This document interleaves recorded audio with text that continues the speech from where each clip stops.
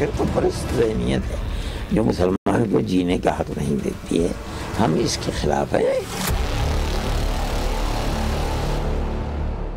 आज supreme court ने सुनवाई के बाद ये डिसाइड किया कि इस मैटर में कोई स्टे करने की जरूरत नहीं है।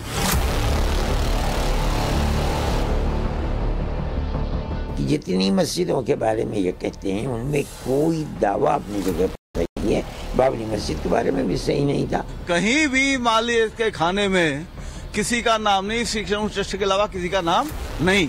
दूसरा, पूरे पर्सन का टैक्स पे भी कृष्ण ट्रस्ट कर रहा है आज की तारीख में भी।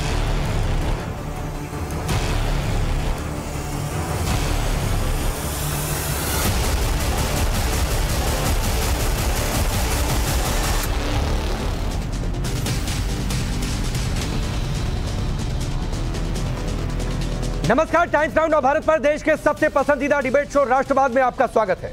आपके साथ मैं हूं राकेश पांडे। राष्ट्रवाद यानी देश से बढ़कर कुछ नहीं। मथुरा शाही ईदगाह का सर्वे होकर रहेगा, सच सामने आएगा। सर्वे को सुप्रीम कोर्ट ने ग्रीन सिग्नल दे दिया, लेकिन सर्वे से ओवैसी और मदनी को दिक्कत है। सवाल है कि आखिर क्यों? सवाल यह भी है कि 68 वाले कथित समझौते की दुहाई क्यों दी जा रही है? अगर समझौता सही था तो फिर अब तक ईदगाह के पास मालिकाना हक क्यों नहीं है? क्यों कृष्ण जन्मभूमि ट्रस्ट पूरे परिसर का टैक्स दे रहा है? कल इलाहाबाद हाईकोर्ट ने मथुरा शाही ईदगाह मस्जिद का कमिश्नर से सर्वे कराने का आदेश दिया। हाईकोर्ट 18 दिसंबर को कमिश्नर की नियुक्ति करेगा, लेकिन सर्वे से सच सामने आए उससे पहले ही मुस्लिम पक्ष ने अड़ंगा डालने की कोशिश की और कल ही सुप्रीम कोर्ट में अर्जेंट सुनवाई की मांग की। आज सुप्रीम कोर्ट ने मामले पर सुनवाई की और हाईकोर्ट के फैसले को जारी रखते हुए सर्वे पर किसी तरीके का रोक लगाने से इनकार कर दिया। इतना ही नहीं, सुप्रीम कोर्ट ने मुस्लिम पक्ष से अपनी समस्या को हाईकोर्ट में मेंशन कराने को कहा कि अगर कोई दिक्कत है तो जाइए हाईकोर्ट। सुप्रीम कोर्ट पहले से तय समय के मुताबिक 9 जनवरी को मामले की सुनवाई करेगा। आज सुप्रीम कोर्ट ने सुनवाई के बाद ये डिसाइड किया कि इस मैटर में कोई स्टे करने की जरूरत नहीं है। Allahabad high court is the trial court और वो एज पर लॉ प्रोसीड कर रही है और ये मैटर 9 जनवरी के लिए निर्धारित है। 9 जनवरी को इस मामले में सुनवाई होगी और इसलिए अभी इस मैटर में स्टे करने की कोई जरूरत नहीं है। सबसे इंपॉर्टेंट बात यह है, शाही ईदगाह मस्जिद ने यह भी आर्ग्यूमेंट किया, बिना कोर्ट में कल का ऑर्डर लगाए हुए, बिना कोर्ट में कल का ऑर्डर चैलेंज करे हुए वो चाह रहे थे कि सुप्रीम कोर्ट उस ऑर्डर को स्टे कर दे। और यही बात सुप्रीम कोर्ट ने हियरिंग के दौरान ऑब्जर्व की, that how can we stay the order which is not before us. और इसीलिए इस मामले में आज स्टे नहीं लगाया गया है। अब इसका कॉन्सिक्वेंस ये है कि इलाहाबाद हाईकोर्ट 18 दिसंबर को प्रोसीड करेगा विद द मैटर और वहां पे कैसे एडवोकेट कमीशन जारी होना है, कितने मेंबर पैनल होना है। तो अब विष्णु शंकर जैन को सुन रहे थे कि सुप्रीम कोर्ट में हुआ क्या। कल हाई कोर्ट के सर्वे के आदेश के फैसले के बाद तथाकथित मुस्लिम हितैषियों ने छाती पीटनी शुरू कर दी। असदुद्दीन ओवैसी हो या फिर जमीयत के अरशद मदनी तो सर्वे से इतना ज्यादा बौखला गए कि जहां राम मंदिर बन रहा है उस जमीन को अभी भी बाबरी मस्जिद की बता रहे हैं। सुनिए मदनी को।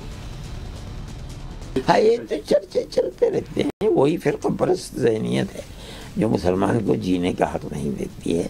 हम इसके खिलाफ हैं कि जितनी मस्जिदों के बारे में ये कहते हैं उनमें कोई दावा अपनी जगह पर सही नहीं है।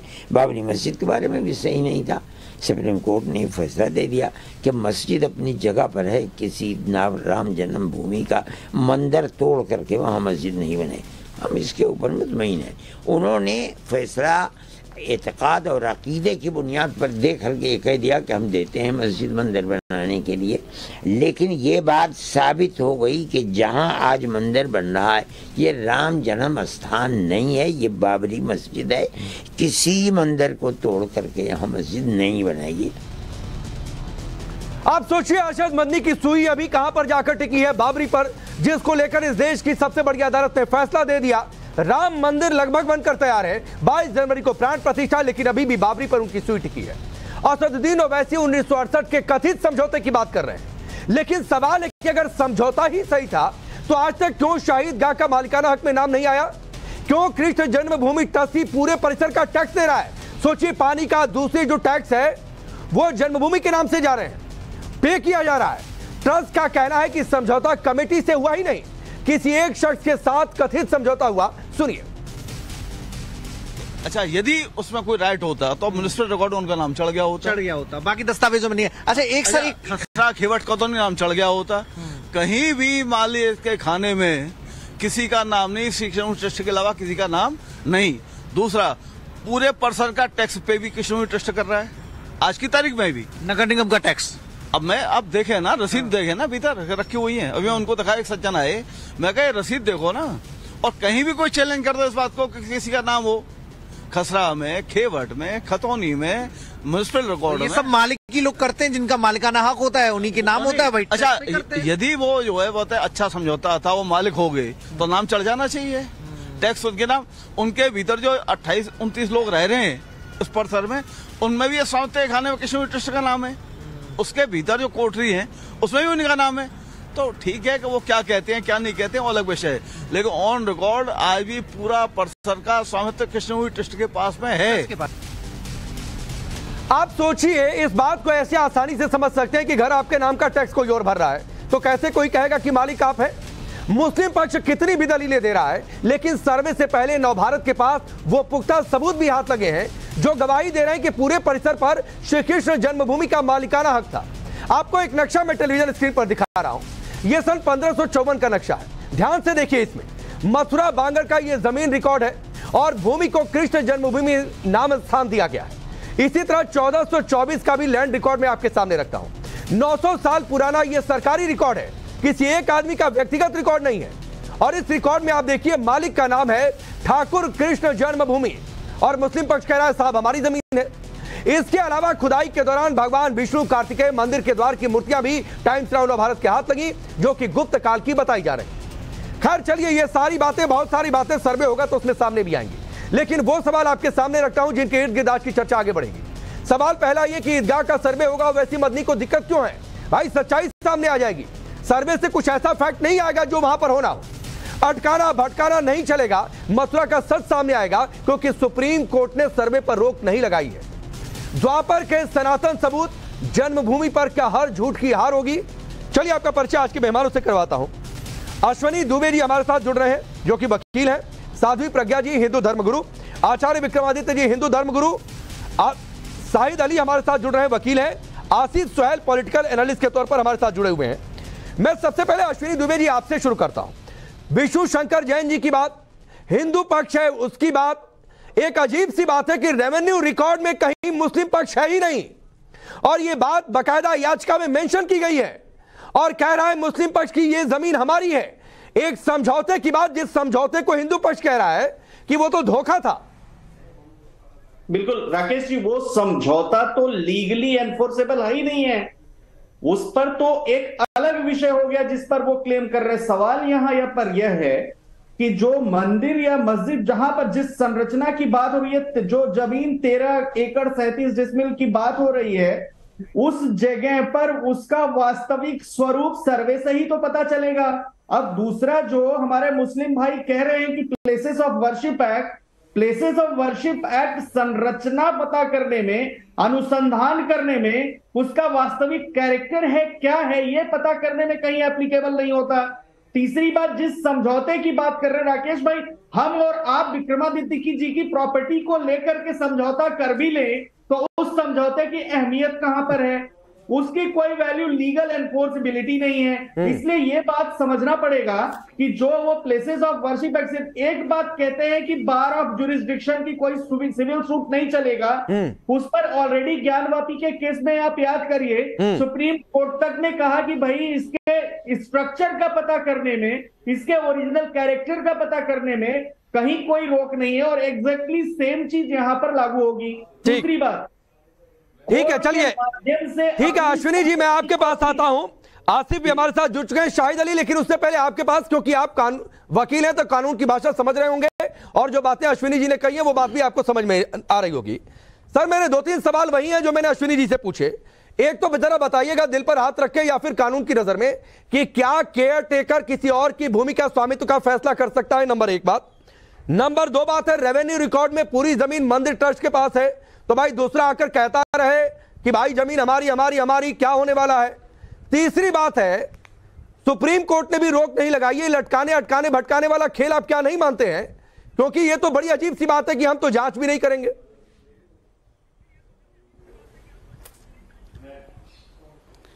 आपके क्वेश्चन पूरे हो गए तो सर मैं जवाब दे देता हूं आपके तीनों क्वेश्चंस का। टैक्स देने जो आपने बात कही कि साहब टैक्सेशन में इनका नाम है, टैक्स देने से कोई मालिकाना हक किसी का नहीं हो जाता, ये कानून है। ये दुबे जी भी चूंकि वकील हैं बता देंगे कि टैक्स देने से कोई मालिकाना हक क्रिएट नहीं हो जाता। जहां तक उसकी बात है समझौते की 1968 के, जिसमें कहते हैं कि साहब जब जमीन अगर विक्रमादित्य जी की है तो कोई दूसरा समझौता कैसे कर सकता है। बिल्कुल ठीक बात है, ये मस्जिद की जमीन है। मस्जिद के जिन लोगों ने समझौता 1968 में किया इसलिए कि चलिए साहब we should live in peace and harmony, हमें शांति से रहना है, कोई बात नहीं, इस चीज का आप इस्तेमाल कर लीजिए। हकीकत में इस समझौते की कोई वैल्यू नहीं है, क्योंकि ये जमीन कल भी मस्जिद की थी, ये जमीन आज भी मस्जिद की है। आप आज की डेट में एलेज कर रहे हो कि साहब एक हिस्ट्री में एक गुनाह हुआ, हिस्ट्री में एक गलती हुई, इसलिए इन जनरेशंस को, जो आज की जनरेशंस हैं, हम उसको उसके सजा देंगे। ये कौन सा कानून आप लेके आगे समझ में नहीं आ रहा। शाहिद भाई पहले तो आप खुद में कॉन्ट्राडिक्टरी हैं भाई। अब शाहिद मैं आप ही के पास हूं सर। हाँ, अच्छा चलिए बोल लीजिए। जो प्लेसेस ऑफ वर्शिप एक्ट आया इसीलिए आया कि आप अब इतिहास को मत कुरे दिए भैया, आगे चलिए। इसीलिए आरएसएस चीफ ने बाबरी मस्जिद की वर्डिक्ट के बाद, राम जन्मभूमि की वर्डिक्ट के बाद यह कहा कि अब नहीं और कोई हम किसी धर्म स्थान में कुछ छेड़छाड़ नहीं करने जा रहे, नहीं करेंगे, ताकि देश हम आगे बढ़े। आप कब तक इन चीजों को कुरेदते रहेंगे, कब तक इन चीजों पर देश को लड़ाते रहेंगे। अब आगे बढ़ने का भी वक्त आएगा। हो गया, तो ये नहीं आएगा, ये इसी चीज में रहेंगे। हो गया ना। अब मेरा सवाल अब सुनिए, आप खुद में कॉन्ट्राडिक्टरी हैं। कॉन्ट्राडिक्टरी कैसे हैं अब वो आप सुन लीजिए और जवाब दे दीजिए सर। नहीं सुन लीजिए ना सर, आप खुद में कॉन्ट्राडिक्टरी हैं। पहले आप दावा कर रहे हैं कि साहब ये तो मुस्लिम पक्ष की जमीन थी, हिंदू पक्ष तो कहीं था ही नहीं। सुनिए, फिर आप कह रहे हैं कि एक समझौता हुआ तो उसको मानना चाहिए। सुनिए ना सर, रुक जाइए ना, तो साबित करिए, कोई कागज दिखाना चाहिए था। कागज चलता है कोर्ट में, कागज चलता है कि हमारी जमीन है। और दूसरी नहीं सुनिए शाहिद अली जी, आपका सुनिए ना सर, मेरे सवाल पूरा हो जाए। नहीं, मैं कोई चीख नहीं रहा हूं, मैं कोई चीख नहीं रहा हूं, आप सिर्फ मेरी बातें सुनिए, उसका जवाब दीजिए। आपके नाम पर घर होगा, मैं मानता हूं कि आपने घर खरीदा होगा, मैंने भी एक फ्लैट खरीदा है, EMI दे रहा हूं उसकी। तो मेरे फ्लैट का या आपके घर का टैक्स आचार्य विक्रमादित्य क्यों भरेंगे? मुझे यह बात समझा दीजिए आप। आपको मैं वही बात समझा देता हूं। आपने जिस फ्लैट खरीदने की बात कर रहे हो ना, वो फ्लैट आपने आज जिससे खरीदा, आपको पता है कि मैं किससे खरीद रहा हूं। लेकिन जो दादलाई प्रॉपर्टियां चली आ रही हैं हजारों सालों से, सैकड़ों सालों से, उन ऐसी प्रॉपर्टियां इस देश के अंदर 98% हैं, 98% हैं। टैक्स कोई दे रहा है, मालिक कोई है उसका, और खाली टैक्स देने से कोई मालिक नहीं बन जाता, ये कानून है।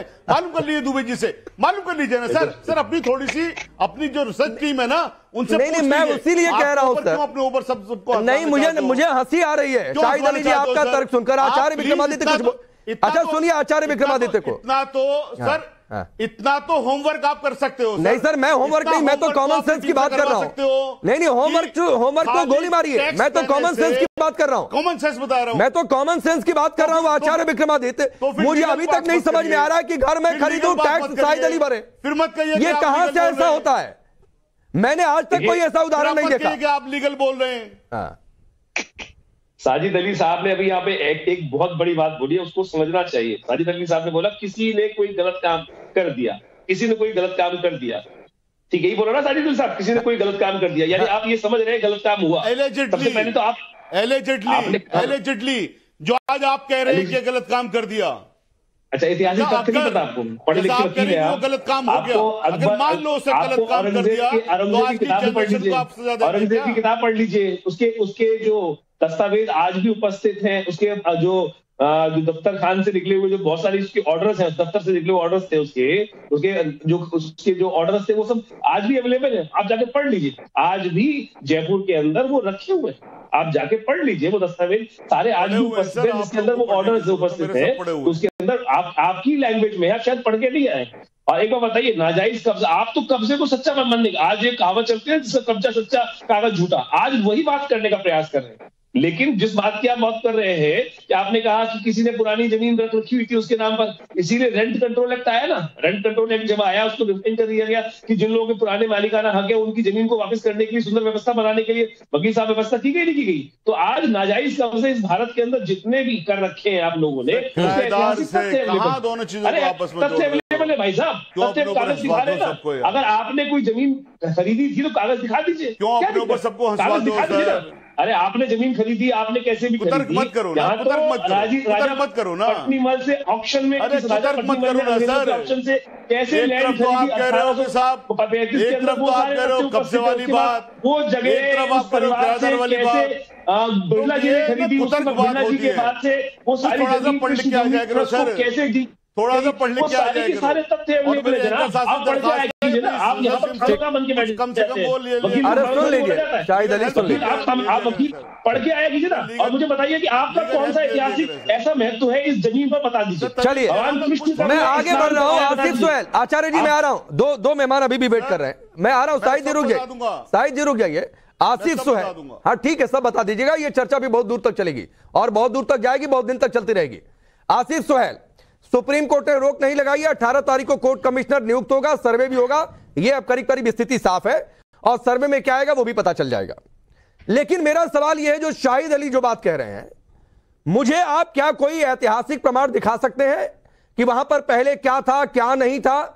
क्योंकि इस बात के तो प्रमाण है कि औरंगजेब ने आया, तोड़वाया, मासिर आलमगीरी से लेकर दसियों किताबें हैं जहां पर इस बात का जिक्र है, उसकी चर्चा मैंने पहले ही कल कर दी थी। क्या आप कोई ऐतिहासिक प्रमाण दिखा सकते हैं?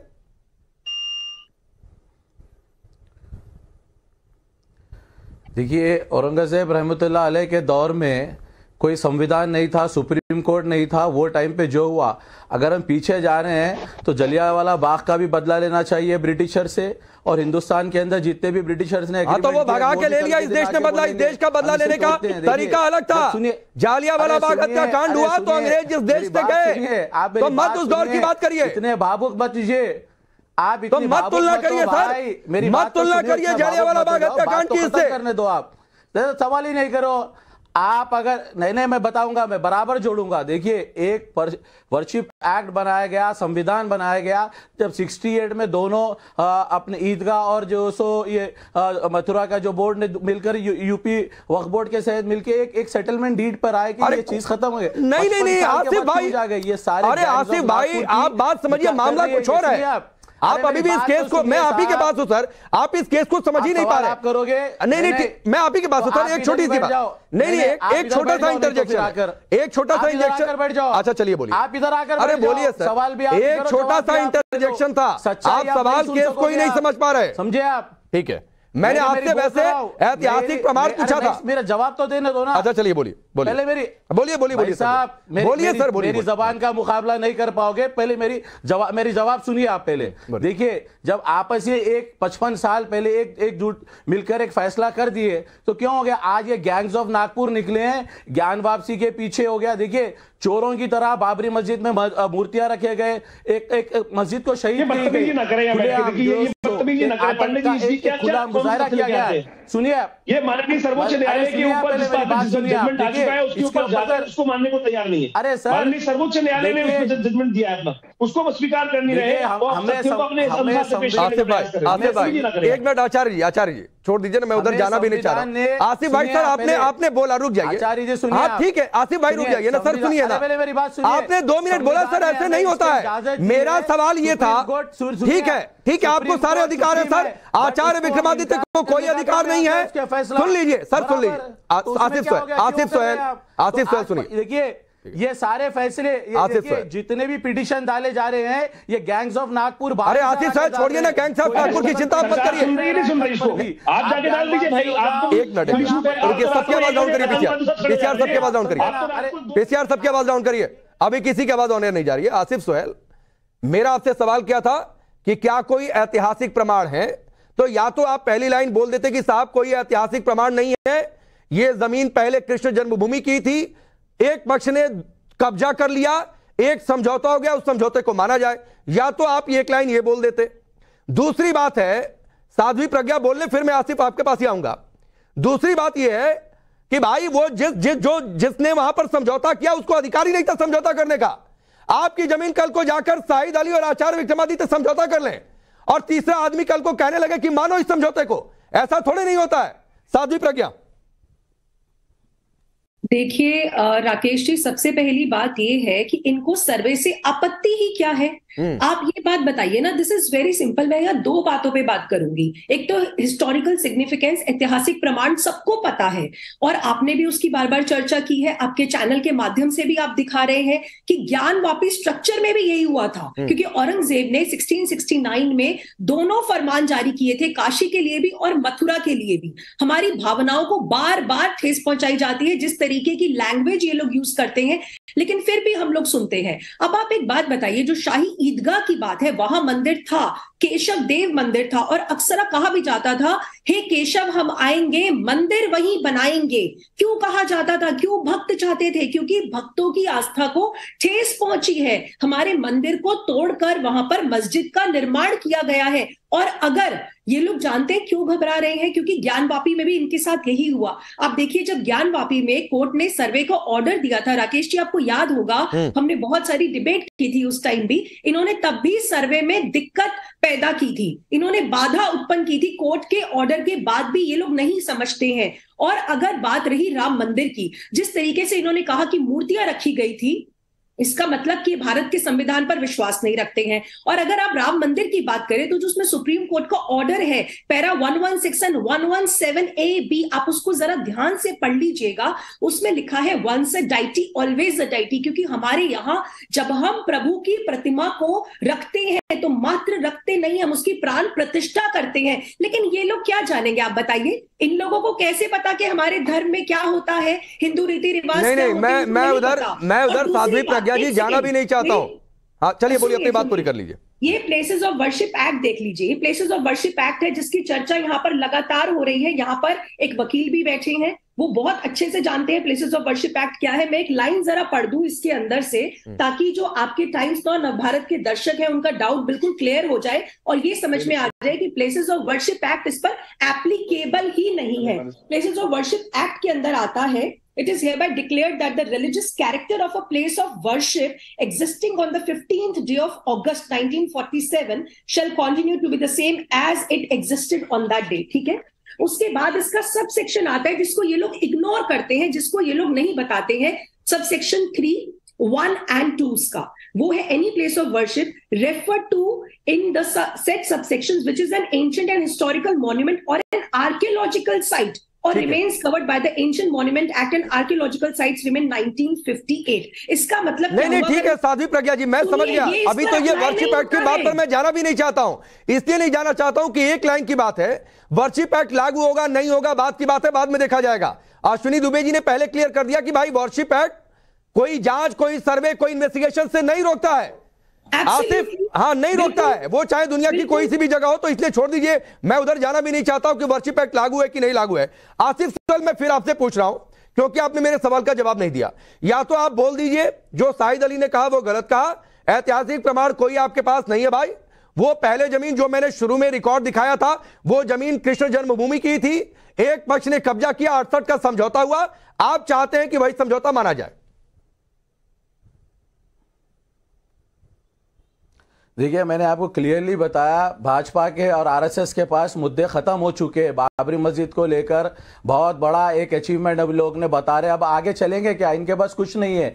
आज मुल्क परेशान है, रोटी कपड़ा और मकान से, इसलिए लोगों को मजहब के नाम पर लड़ाने की कोशिश कर रहे हैं। सर वो छोड़ दीजिए, पहले बात, मैं जो सवाल का जवाब जानना चाहता हूं, आप बोल दीजिए कि आप इस केस में 68 का समझौता चाहते हैं कि वही माना जाए, कोई पक्ष ना जाए, मत जाइए सर उधर कि सारे मुल्क के मस्जिदों को तोड़ेंगे। नहीं, किसने कह दिया सारे मुल्क के मस्जिदों को तोड़ेंगे? किसने कहा है? किसी एक आदमी ने कहा है क्या? क्या हो गया? आप आकर कुछ भी बोलेंगे, प्रोपेगेंडा फैलाएंगे आप अपना। क्यों जला रहे हैं? जब मैंने आपसे पूछा कि कोई ऐतिहासिक प्रमाण है, आप देने को नहीं तैयार हैं। आप साबित करिए ना, साबित करिए कि वो मुस्लिम पक्ष की जमीन थी, कोई कागज जो दिखाइए। नहीं चाह रहे आप, है मेरे पास तो दिखाइए कागज, दिखाइए, बता रहा हूं, दिखाइए, सुनिए, मैं बता रहा हूं, दिखाइए, मैं लाइव शो में दिखा रहा हूं, दिखाइए, सबूत दिखाइए।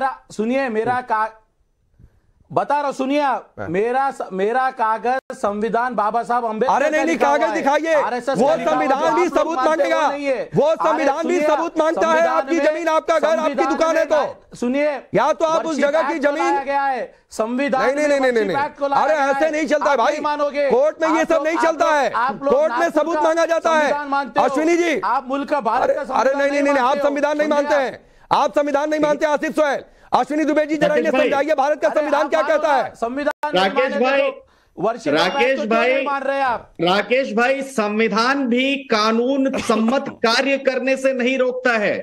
संविधान भी कोर्ट जाने से, किसी मुकदमे की पैरवी करने से, अपनी खोई हुई जमीन को वापस करने से नहीं रोकता है कोर्ट, बल्कि उसको संविधान एडजुडिकेट करने की बात करता है। दूसरी बात राकेश भाई, कमीशन जारी करने से और सर्वे से किसी को नुकसान नहीं होगा, बल्कि कमीशन रिपोर्ट कोर्ट में साक्ष्य लिए जाएंगे कि क्या वाकई में वहां पर मस्जिद था या मंदिर था। दूसरी बात ये देखिए कि औरंगजेब के करीबी बख्तावर खान के मुंशी साकी मुस्ताफ खान ने फारसी में लिखा था, जिसका बाद में अंग्रेजी में अनुवाद हुआ।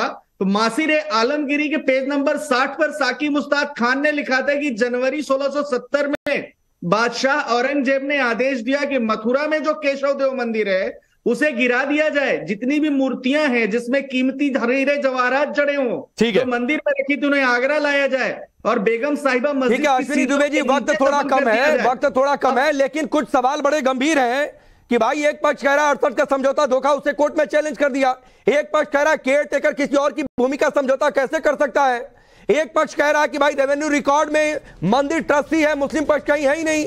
आप इस सवाल को एड्रेस ही नहीं करना चाहते हैं, तो संविधान कहता है कि एक पक्ष को इन सारे सवालों का जवाब मिलना चाहिए। चलिए वक्त इतना ही, आप सभी का बहुत बहुत शुक्रिया। रुकेंगे ब्रेक के लिए।